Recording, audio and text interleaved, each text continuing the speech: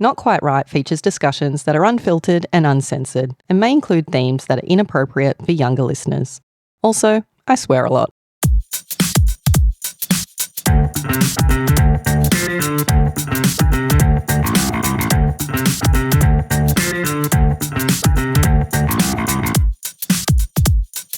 Something doesn't seem quite right.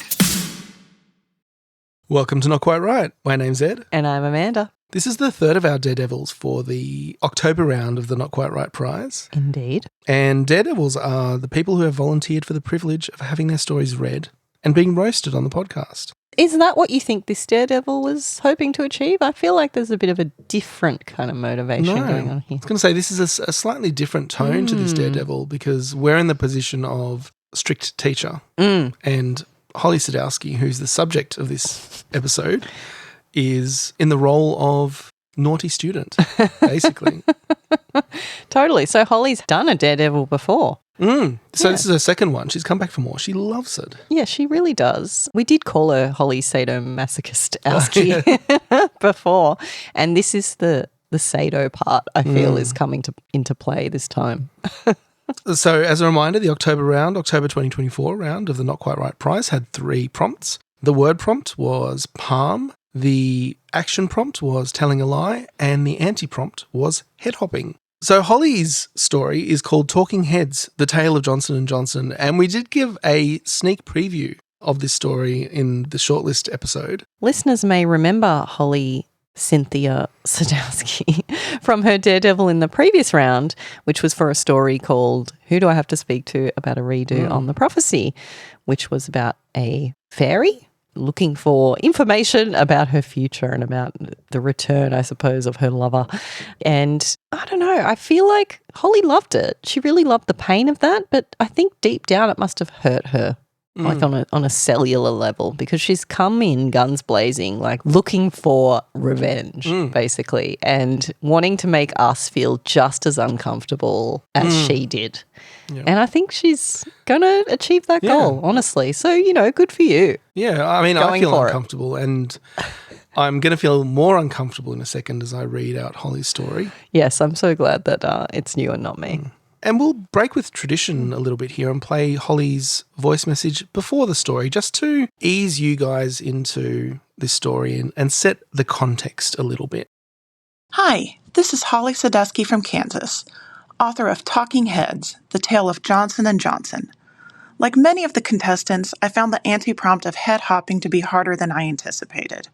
But one idea towered above the rest that I knew would make Amanda and Ed gasp. I knew it was a risk, a bit balls to the walls. But really, the main thrust of the plot is centered around a man searching for his happy ending. And while Ed and Amanda may not gush over it, I wanted to erect a story they would remember forever. Also, I am so sorry. That's the voice of someone who is very much not sorry. All right, so without further ado, hit us with it.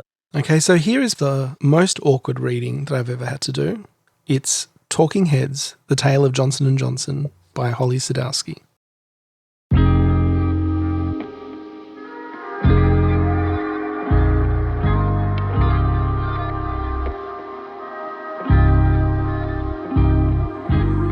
The exam room smells of fresh disinfectant. The decor sterile, but for the worn penthouse magazines, an industrial-sized bottle of lube on the table. Ooh. Is this your first time donating, Mr. Johnson? Heat creeps up Ted's neck as he shakes his head. Just doing my part to help couples who can't conceive, Of course. Placing the plastic container on the counter, the nurse flips the light to red as she opens the door. Just flick the switch when you're done. Once the door clicks shut behind her, Ted plops into the recliner.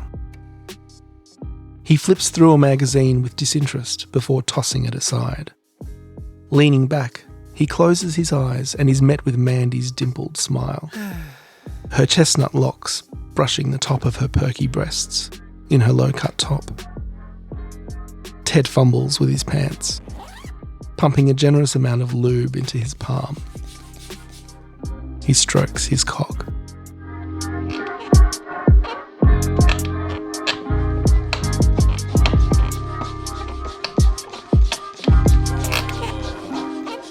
Again? Does he realise we're not in our 20s anymore? Come on, man. You're just mashing me. Ted jumps, releasing his hold. The penis stretches, opening its minuscule eye. Whoa, that is some grip. Penises can't talk, Ted whispers, staring down at his erect member. Maybe if you weren't smothering me all the time with that ham fist of yours, I could get a word in, it snaps. Ted glances at the light switch, briefly considering switching it to white to call the nurse back in, though he doubts she has any experience performing exorcisms on cursed cocks. Who are you? What do you want? He stutters. The penis rolls its eye. The name's Johnson, obviously. And why'd you lie to that nice nurse? Lie? I don't know what you mean, Ted says, his telltale blush saying otherwise. Ted, buddy, come on. We both know you're not doing this for altruistic reasons. Grabbing Johnson's head to muffle his words, Ted squeezes his eyes shut and tries to bring Mandy's curvaceous figure back to the forefront of his mind. Johnson twitches, his head emerging from Ted's grip. Is this really the only legacy you want to leave? Shut up, Ted grinds out. You're making this harder than it needs to be. Title of your sex tape. But seriously, Johnson grows somber. How many times have we fantasized about man? Ted's hand strokes back up to silence Johnson. She's nobody, though he's erect and vocal. Phallus says otherwise. Nobody? Then what's this? A drop of liquid seeps from Johnson's head. An image of Mandy, showcasing her cleavage as she leans on the bar, serving Ted his old-fashioned cocktail, flashes through his mind, upping the pressure on Johnson. Have to hold on. Just ask her out, please, Johnson begs, in time with Ted's pants. I think you'd agree that we'd both rather have her mouth. Oh God, Ted exclaims, grabbing the cup just in time to expel his seed. Breathing heavily, he glances back down at Johnson. Take a chance, Johnson says, before returning to his flaccid form. Maybe Johnson's right. He deserves a happy ending too.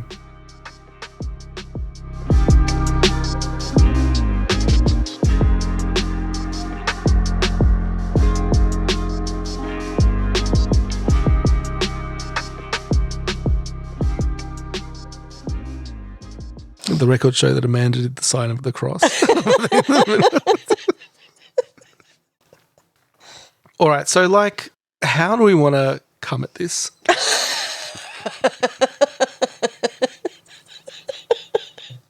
Literally nothing you say I know, now it's impossible it's impossible, but you could try a little bit harder than that. Look, that was hilarious. It was hilarious when I first read it. You called out the line, the penis rolls its eye, in the long list episode, and it is just good fun and very funny. But yeah, interesting choice of character names. Yeah, and look, we spoke about this on the shortlist episode, and we gave Holly a dishonourable mention for this story and explained why it deserves a dishonourable mention. So we won't, I guess, go into that again. But I will say, we talked about this story when we first read it because it is problematic in a way, right? In a way. And, how do we handle this story? What do we do? Because here's the thing. It's a great story. It's great. It's really funny. And look, this is not the first fanfic that we've received. In fact, former winner, Athena Law, sent us a slightly... Listen, she didn't cross the line. No, this is a whole other story. In fact, there was a time when I thought maybe Athena had written this. She was sort of threatening to write another fanfic, as we call it. But it's funny, it's fun, it's obviously shocking. more shocking and hilarious to us than anyone else, though. Like, I don't know anyone else coming to this story. It would still have the shock value. I mean, what? We're getting the POV of a penis. Like, that's not something that you tend to get in fiction. But obviously, it's going to have that additional impact on us. Yeah, and really the only problematic thing was the names. And if you'd chosen like literally Brian and any Amy other or name, whatever, like it would not have had the same impact. But look, like, you know, for both of us, it made the long list. I think it came close to the short list. It's a great story. Like, it's funny all the way through. It's just for us reading the story. We have a different reaction, and it's, let's leave it at that. It's a lot, yeah. I don't know if it's clear either, like, because some people have been listening to the podcast for a while and they've heard our backstories a little bit, but we don't talk a lot about our personal lives. So not everyone may know that we're not a couple. Like, I think some people coming to the podcast for the first time might think that we are. And so we're not. Yeah. We're each married to other people. We're good friends of 20 years, something like that. And so, I wonder to what extent that's news to people. We did speak about it last episode, but it's worth mentioning that again. I mean, it's an interesting case study, I suppose, in writing to your audience, right? Holly's written this, for her own amusement. I think number one, far and away, for her own amusement and petty revenge, but also knowing that it was us who were going to read it on the other end. And that's smart, really. It is smart. And there are certain themes, certain ideas that resonate with us. We're very open about what those things are. We're open about the things that we don't like so much. And if you know that about your judges, which is rare, by the way, there's very few comps where you would have this level of detail and insight into what the judges are looking for, then use that to your advantage. And she did, and I think it did pay off. Like, this is Holly's first long listing, and I really do think she ramped up the quality of the story 100%. As well. Yeah, really. So, look, all that aside, all the nonsense aside, let's look at the story itself and why it is that it did make the long list, despite being so deeply offensive. Yeah, and we'll go through line by line. I'm not sure how well that came across in my reading, because I did struggle to get through it. It was very uncomfortable. So that took like 20 minutes. It took about 20 minutes to read, Holly, just to get through all of the giggling, basically. So we open. This is a great first line, in my opinion. The exam room smells of fresh disinfectant, the decor sterile, but for the worn penthouse magazines, an industrial-sized bottle of lube on the table. Yeah, we immediately know where we are. Scene setting, perfect. Yeah. Is this your first time donating, Mr. Johnson? Now we know who the character is, why they're there, what they're doing, and I'm sucked into this story because that's a great premise for a story. We want to know what happens next. He's going to donate some sperm. Let's see what happens. Okay, so heat creeps up Ted's neck as he shakes his head. Just doing my part to help couples who can't conceive, you know? Okay, now this is where I start to have an issue from a story perspective, because other Johnson later comes along and he's like, we know you're not in this for altruistic reasons. Like, what is the other reason? You don't need to set up going to make a sperm donation to think about Mandy, right?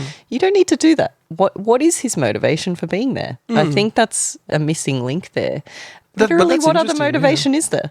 Yeah, I don't know. Unless, like, you're super creepy and, you know, one of those doctors that impregnates all their So I don't know much about sperm donations. Like, do you get paid? I very much doubt it. Yeah, but otherwise I don't know. it would be, the market would be flooded. Like, supply and demand issues with that one. Okay, just off the top of my head, there's the motivation of, yes, literally altruistic reasons. There's you're a creep and you get off on it. And then there's like you've got some sort of megalomania kind of thing where you want to populate the world with your own children. What could be another normal? I guess, you're right. But I guess what's coming through in this characterization is that, well, Johnson here, he does have these ideas of altruistic reasons, like that's why he's there. But really it sounds like he's looking for an excuse, right? Yeah. Yeah. But like, do you really need one? That's a very convoluted way of going about it. I feel like most guys don't really go to those lengths.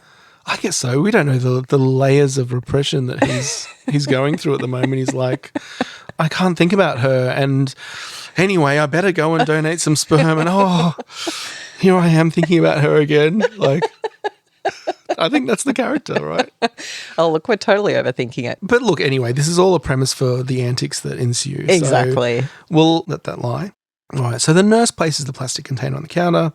She flicks the light on and she opens the door. Just flick the switch when you're done. I don't know if that's the process that they go through. Presumably, Holly's done some research on the topic and this is what goes on. For altruistic reasons only. Everyone knows that the search history of a writer is very problematic. But like there would have to be some sort of check because you don't want the nurse being like, "Hey, you done? Oh, you weren't done. Oops." I think I've seen that movie before, but anyway, that's a different story. Oh, God. Once the door clicks shut behind her, Ted plops onto the recliner. It's a great choice of verb there. I don't know. I mean, you laughed at it. Made me very uncomfortable. There's something very comedic about the word plops. Yeah, I don't know. It reinforces the whole thing that's happening in this scene somehow. He flips through a magazine, leans back, closes his eyes. Why are we reliving this line by line? Like, is this some sort of torture chamber? Closes his eyes, met with Mandy's dimpled smile, her chestnut locks brushing the top of her perky breasts in her low-cut top. I just want to say one little thank you to Holly because of all the discomfort that this story created, the one thing that I could always rely on was that Mandy looked nothing like me. So it's very fictional. It's definitely a different Mandy. Do you know the only people who call me Mandy are pretty much my in-laws, which just makes this even more uncomfortable. Yeah. We've been talking about the Not Quite Right prize for flesh fiction. And if you listen to the end of the shortlist episode, there's a little teaser for that, right? So this is the kind of content that we might be experiencing in that competition. Yeah, so some people might have thought you just misspoke then, but you did indeed say the Not Quite Right prize for flesh fiction. An erotic story competition that we would like to run in the next year, maybe. So I'm reading this story as like a precursor to that because it is an erotic fiction, right? Undeniably, I would say. And so, he strokes his cock. So one must choose a word to describe genitals. And Holly has chosen that word twice. What do you think about that?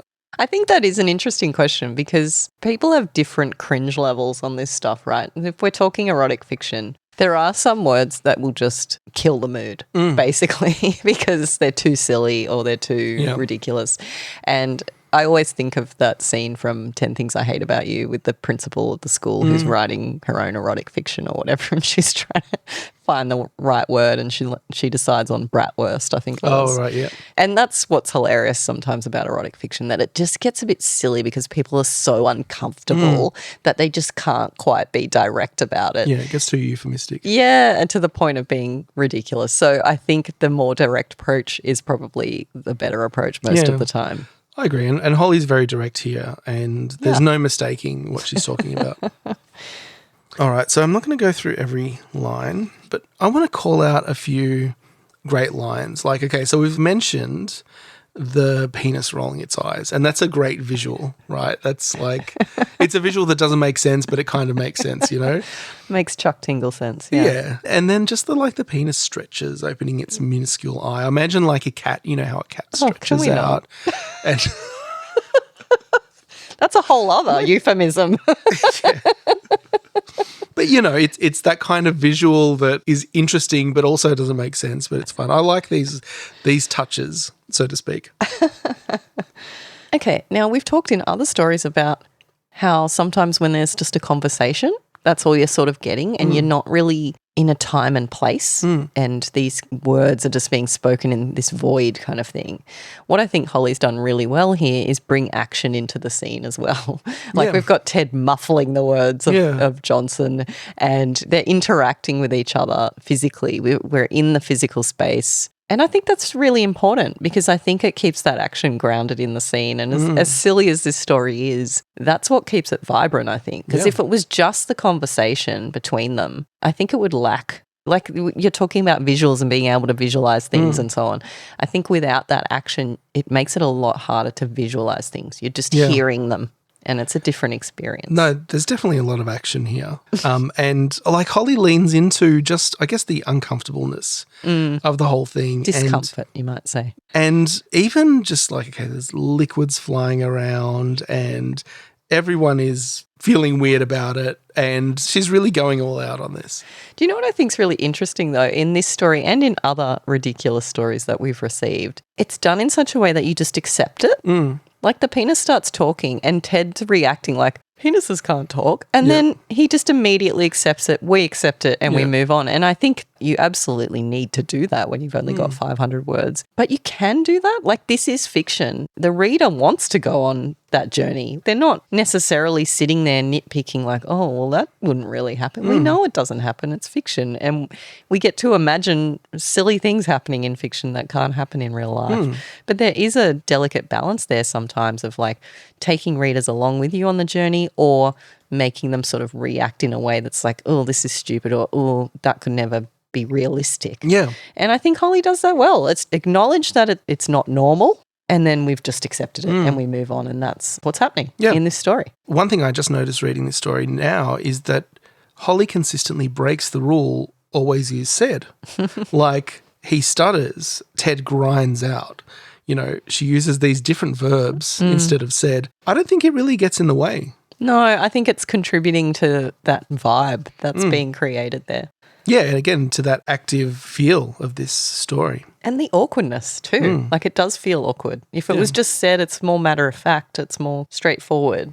Whereas if you're adding these different descriptions, it adds a layer of weirdness to it, I think. And look, again, setting aside the awkwardness of this story, but like it's not just a talking penis, you know, it's the talking penis that has its own motivations. It's got a character arc. Yeah, there's a character arc, there's a story. Like it's not like the penis starts talking and it's all fun and games. Like he's trying to achieve something. He's trying to give Ted some advice on how to live his life.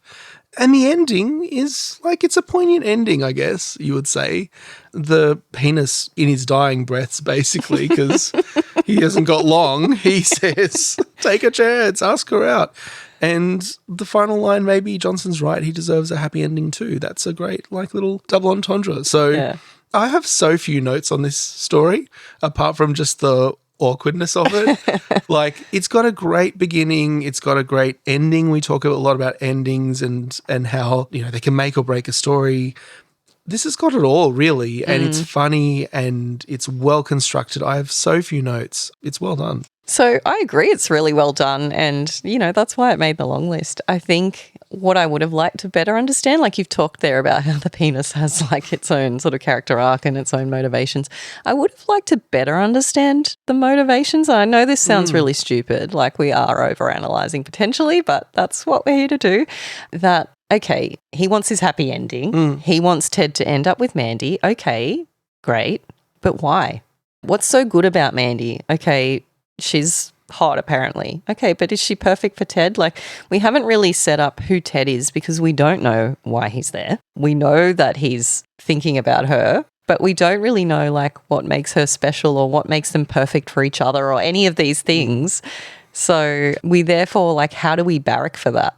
I know that's overanalyzing because, of course, we don't want to barrack for it because it's completely ridiculous.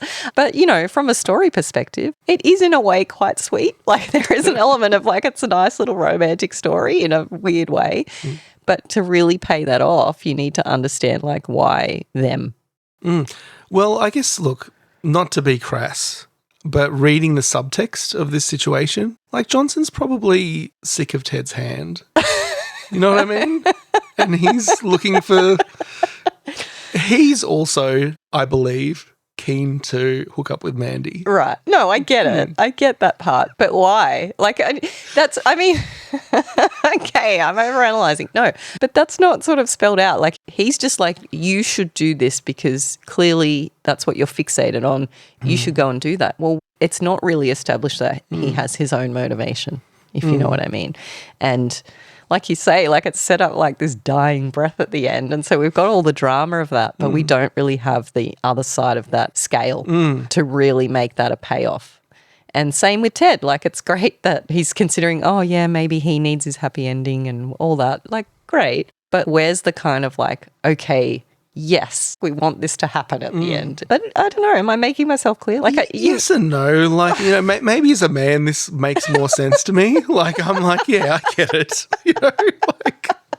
Don't overthink it. Yeah, right. Okay. Yeah, you know, and men are said to, like, think with their penises, and this kind of makes sense from that perspective. Absolutely. And, like, it's a great play on that idea as well. But sure. I was never wondering what's Johnson's motivation in all this. That didn't really occur to me. I felt like Johnson was kind of Ted's wingman in this situation, and that kind of makes sense. Yeah. And he's getting something out of it too, surely. Okay, so if that's the case, great. All right, we accept all that. Then the final line is, maybe Johnson's right. He deserves a happy ending too. Now, I love that from the double entendre perspective. It's a really fun play on the happily ever after, very funny. But it's also kind of a bit anticlimactic. He's like, maybe Johnson's right. Yeah. Well, is he or not? What's happening next? Are you going to action his advice? There could be a more decisive, definitive kind of ending here that feels a bit more like, okay, we've made a decision. What you're saying is you'd like something firmer.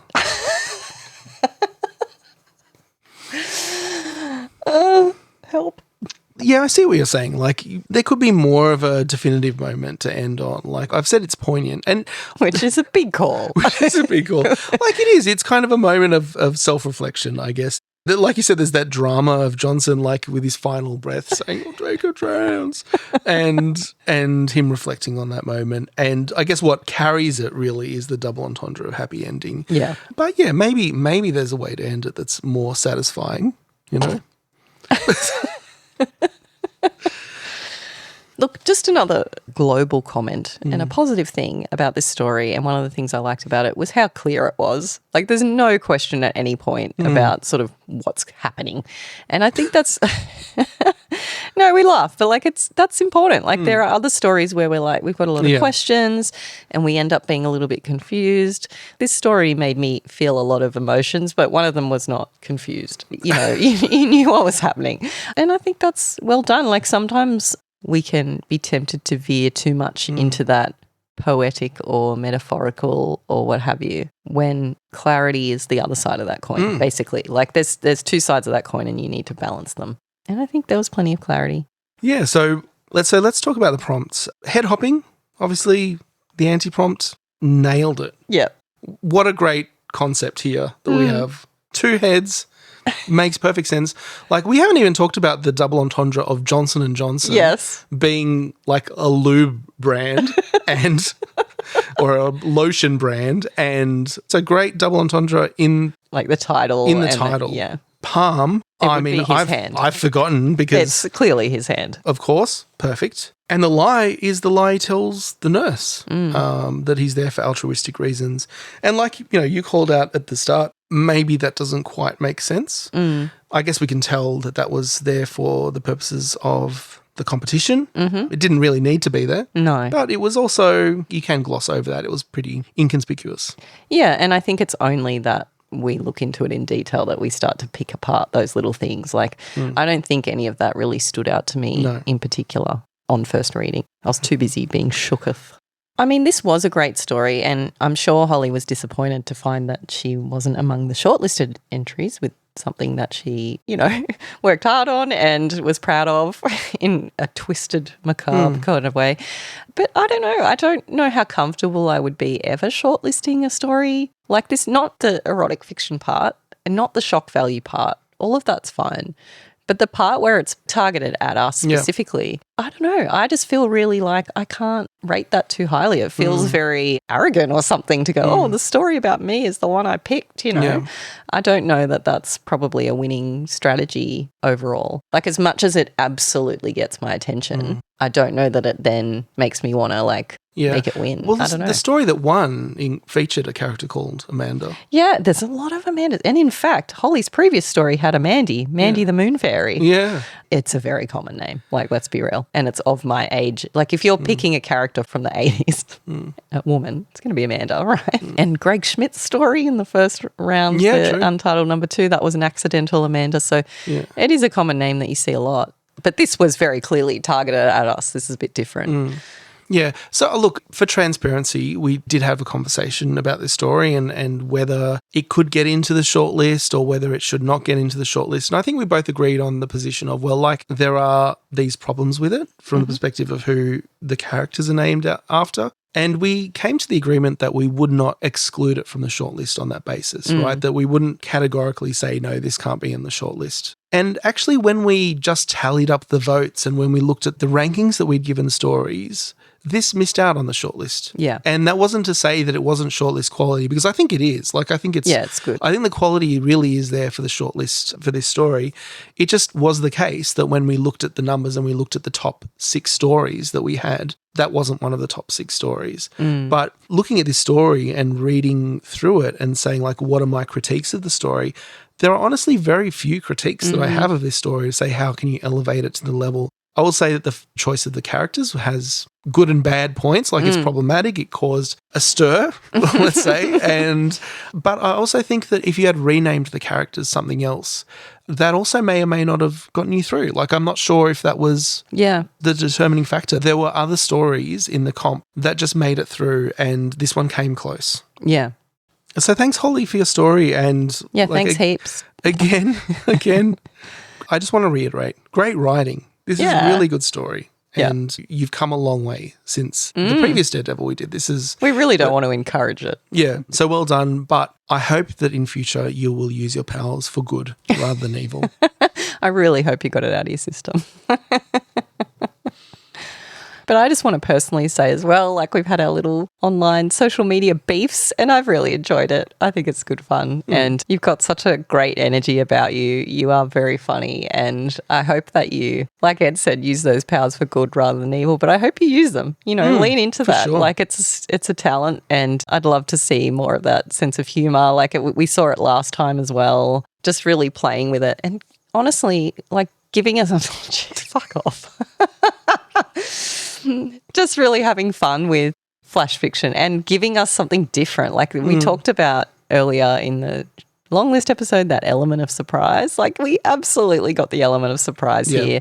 And Holly gave us the element of surprise last time as well. Like, getting something different, original, unique. That goes a long way to standing out in the competition. And then if you can also back it up with great writing and a solid concept, that's all you need, basically. So you've got all the ingredients there, I guess, and we hope to see you on the shortlist next time. Yeah, we'd love to see you get your own happy ending, Holly. All right, well, this has been extremely awkward. Yeah, it's been an experience. Yeah, and that about wraps it up for this episode. So we'll be back in a week with another Daredevil, the 4th of our Daredevils for this round. And until then, ride on. Right on. We hope you enjoyed this special Daredevil episode of Not Quite Right. If you have thoughts on this story, follow us on social media and join the conversation. And if you'd like to participate in the next round of the competition, head over to our website at notquiteright.com. That's WRITE. Something doesn't seem quite right. Welcome to Not Quite Right. My name's Ted. Oh, shit. Oh, my God. No, we're in exactly the right headspace for this. Yeah. I'm just going to dissociate for a while. Is it disassociate or Yeah, I think it's dissociate. dissociate? I'm going to Let's both do dissociate. Yeah. Welcome to Not Quite Right. Well, wait, it's me. You dissociated too hard. You've forgotten who you are. The exam room spelt. I got 2 words into it. The exam room smells of fresh. Okay, I'm getting there. You're getting there word by word. I just need hang on.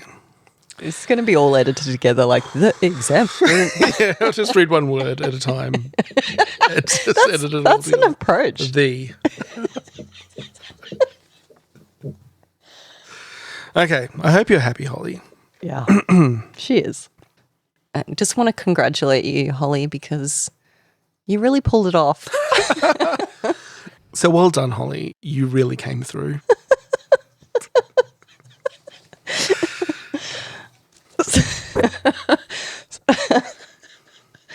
So well done, Holly, because you really made Ed feel like a jerk. So thanks, Holly, for your really creative story. Like, I think your cup really runneth over on this one. What the fuck was that? So, Holly, really well done. It was an absolute stroke of genius. So thanks, Holly, for your story. Like, this one really made me take notice. It really made me stand at attention.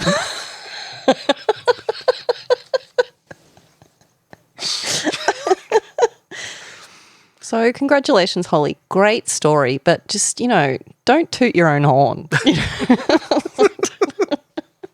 That's terrible. So well done, Holly. I really feel like you grabbed this one with both hands. So well done. And I have to say, like, determining the shortlist, it was a real toss-up. So well done, Holly. I really feel like you took that premise and you just drained it till the last drop. So I think congratulations are in order because, Holly, you really took matters into your own hands. I think I'm running out here. If you can make spanking the monkey work, I will be very impressed. I've been practicing.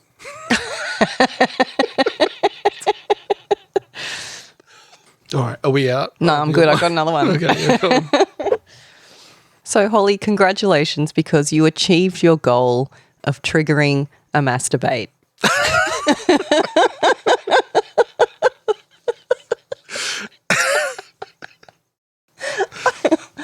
Okay, I think I'm good.